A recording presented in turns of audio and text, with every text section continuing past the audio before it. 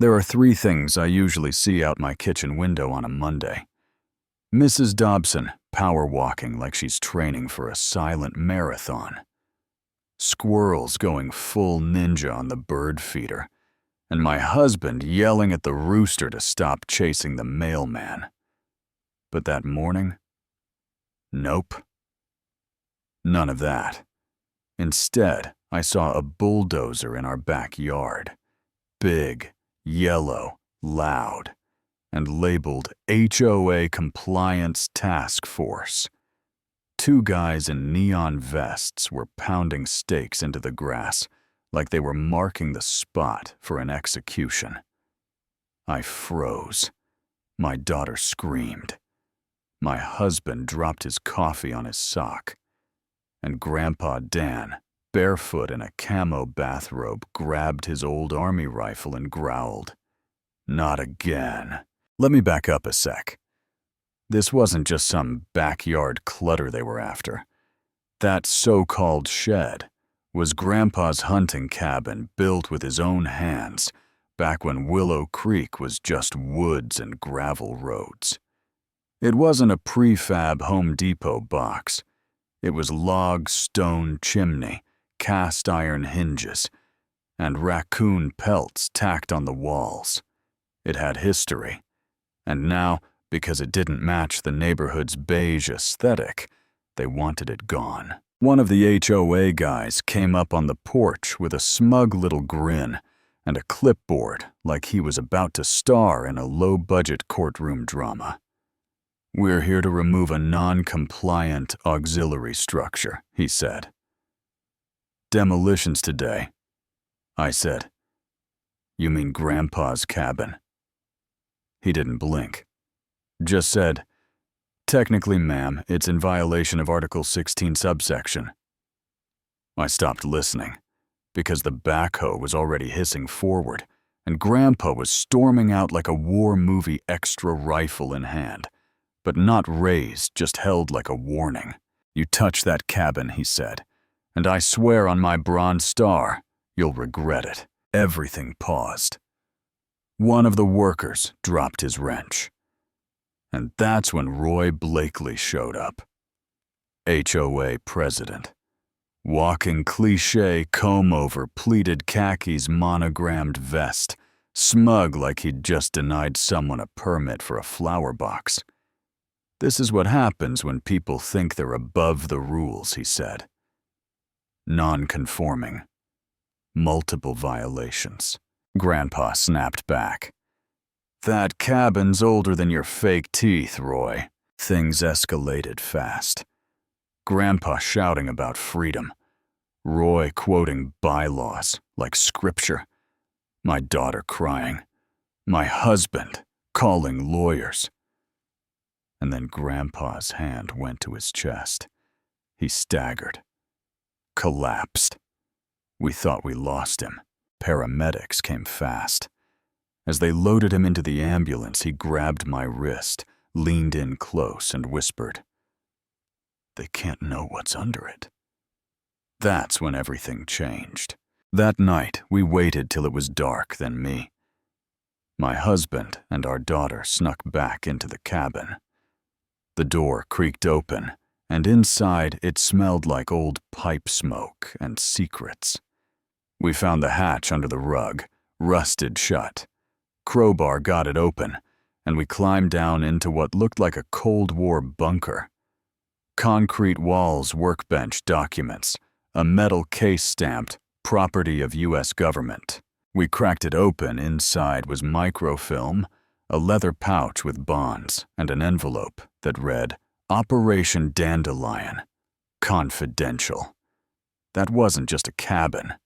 It was a surveillance post. Grandpa had been logging signals for years. But the scariest part, some of those signals were still coming in. The next day, our neighbor Mr. Rourke, you know, the quiet guy with the binoculars and perfect lawn, knocked on our door. Turns out he's ex-CIA. "You opened it, didn't you?" he asked. That's when the story got weird. Grandpa wasn't just a veteran. He was part of a covert Cold War relay program. That cabin, it was a listening post, hidden in plain sight. And now, something was listening back. We found a second chamber behind a fake wall. More equipment, some clearly tampered with. Jess.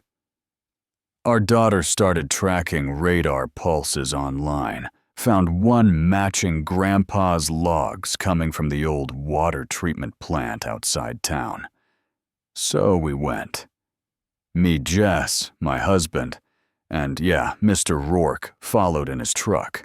Inside the plant, behind rusted pipes, we found the transmitter. But not just that we found Doug Kramer, the HOA's karaoke guy, sitting their laptop humming wires everywhere. You have no idea what this thing can do, he said. Agents arrived just in time to arrest him, but before they dragged him out, he looked right at Grandpa and said, "It's not foreign. It's not human. It's us. Or what we used to be." We thought that was the end, but the signals kept coming. One night, Jess decoded a new message. "We see you." The agents freaked. More SUVs showed up. Grandpa was reinstated, said the program was back on. But what really set things off was what happened next. Around 2 a.m., Roy Blakely came back this time with a private crew. Bulldozer floodlights. Sledgehammers. Claimed the back 10 feet of our property wasn't zoned properly, so the cabin was fair game. "I'm reclaiming it for the neighborhood," he said, like he was leading a crusade. But Grandpa had rigged the place. The moment one of the guys touched the wall, paint exploded. Another tripped a stink spray sprinkler. One guy grabbed the doorknob and got a mild shock. No real danger, just years of Grandpa's pranks turned into booby traps. It was like Home Alone for paranoid veterans. The crew fled. Cops came. Roy tried to explain, but couldn't stop sneezing from the glitter bomb. The next day we got a letter. Not from the HOA. From a preservation group. The story had gone viral. Grandpa defending his Cold War cabin in his bathrobe like some suburban Rambo. They offered to declare the place a historical landmark. State protection. Legal immunity from HOA interference. Only catch, we had to open it to the public. Grandpa agreed. The Cold War shed, people started calling it. Jess preferred the Henderson listening post. Tours on weekends. Grandpa giving lectures every other Sunday. He took out the traps, cleaned up the logs, installed a guest book. But the signals didn't stop. Not even close. The last one we picked up, Jess ran it through her translator. The message read, "Homecoming," and just a few nights ago, the old radio tower lit up. Power surged. Streetlights blew. Car alarms went nuts. And from under the cabin we heard a sound. Not mechanical. Not wind. Something deeper. Like footsteps. Coming up from below. Grandpa didn't flinch. Just grabbed his flashlight, opened the hatch again and said, "This isn't Cold War stuff anymore. This is something else." Yeah. It started with a shed. And now we're part of something we don't understand. So here's my question for you. Do you think Grandpa was right to hide it all these years? Should we have torn it down? Or is this one of those things where the less we know, the safer we are? Drop a comment. I want to hear what you think about justice secrets and what your HOA would do if something like this happened in your backyard.